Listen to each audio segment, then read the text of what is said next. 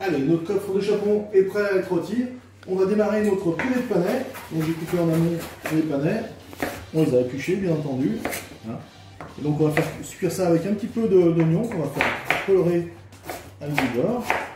Une petite demi-gousse d'ail, juste pour donner un petit peu de goût. Donc voilà. Allez, on se prépare, et tous les éléments sont là. Donc on met un petit peu de beurre dans notre casserole. On a fait chauffer en amont, bien entendu. Et on fait suer. On va faire suer nos oignons.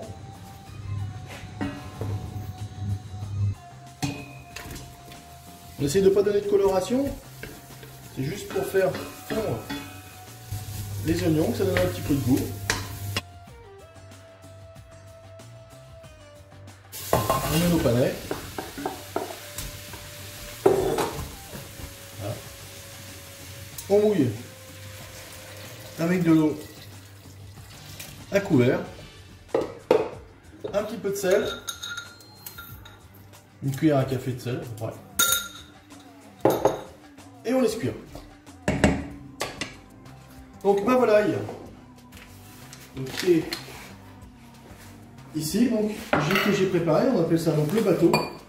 Et là donc en amont, j'ai coupé mes petits ailerons, vous voyez que j'ai enlevé les manchons. Donc on va les faire cuire avec. Donc comme ça ils vont bien rôtir, on va les servir aussi.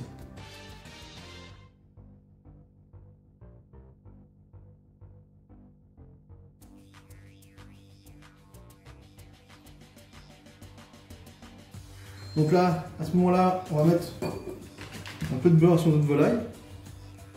De Bresse. Du beurre de Bresse, bien entendu. Ça, c'est une obligation. Pour bien que notre volaille colore bien. Tartine. Voilà. Si on le jus, après on va la récupérer, on va venir l'arroser notre volaille. Hein. Bien sûr, il faut la nourrir tout au long de la cuisson.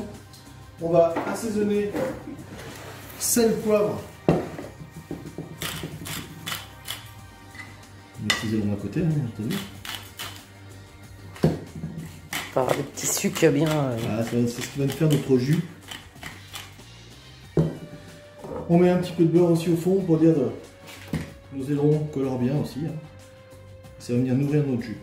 Donc là, on enfourne pour environ une quarantaine de minutes à peu près. Four à 160. Et donc, voyons. On sondera la volaille pour savoir la cuisson exactement. On arrêtera les coffres, le sucre à 72 degrés. Allez, c'est parti pour 40 minutes. Bon, on se retrouve dans 40 minutes. Allez, à tout à l'heure. Bon, chef, on est à 72 degrés à cœur, donc 46 minutes. Vous avez dit une quarantaine de minutes, vous voyez, je ne me suis pas trop trompé. Donc on sort notre volaille. Donc je l'ai sondé en amont, je vais vous faire voir comment est-ce qu'on l'a sondé. Vous voyez, on a notre jus qui est en train de se faire, on a le petit sucre au fond, là, ça s'est fait tout seul. Regardez, donc le jus va être fait tout seul.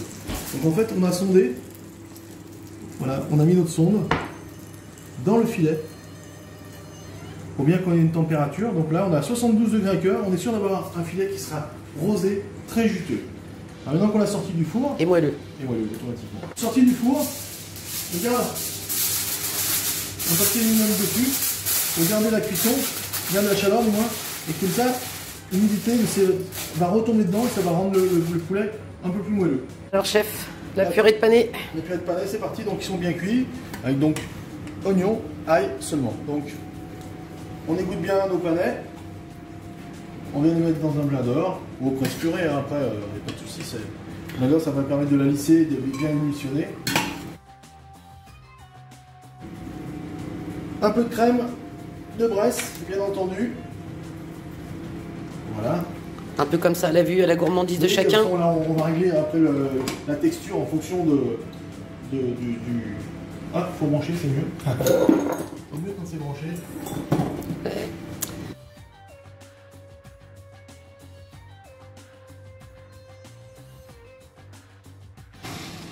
Donc on va vérifier notre assaisonnement. La texture qui me paraît très bien. Une petite cuillère. On vérifie. On va pouvoir remettre un petit coup. Il est bien lisse là, regardez. Laisse bien voir. Regardez. Une purée vraiment très lisse, très onctueuse. Voilà, chef, on fait un beau dressage de fête. Allez, c'est parti. On est le 24 au soir, il est 11h, on a bu l'apéro, manger des petites entrées, et on finit par notre suprême de chapon de chez Cyril. Allez, on sort notre plat. Donc, j'ai mis mon four à 80 degrés pour bien maintenir au chaud ma volaille, pour pas qu'elle sèche. J'ai mis le papier aluminium. Et en fait, justement, sous l'effet de la chaleur avec l'humidité qui retombe dedans, le jus, regardez, il s'est fait tout seul. En fait, ça a déglacé bien tout ce qu'il y avait au fond. Et on se retrouve avec un jus tout fait. Il n'y en a rien rajouté, ça s'est fait tout seul. Donc, on prend notre suprême de chapon. Et là, on va le lever. Donc, on le coupe. On suit bien l'os du bonheur. Vous allez voir la cuisson à 72 degrés à cœur. Vous allez voir comme c'est moelleux.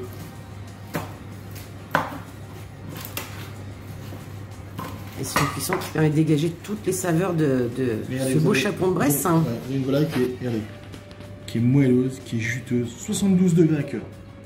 C'est le minimum. Jusqu'à 75, mais 72 c'est parfait. Vous voyez, regardez, c'est pas sec, c'est moelleux, c'est juteux. Donc, on va prendre notre chapon. On va couper en deux. Regardez. Allez, le petit dressage. Notre petit panet. Voilà. La deuxième. Allez, très simple. On tire dessus, on revient un petit peu. Bon, pour les gourmands, ils peuvent en mettre un peu plus, hein, mais bon, là, c'est histoire de... Donc, notre suprême que j'ai levé en amont. Donc, on met ceci, on met deux petits ailerons.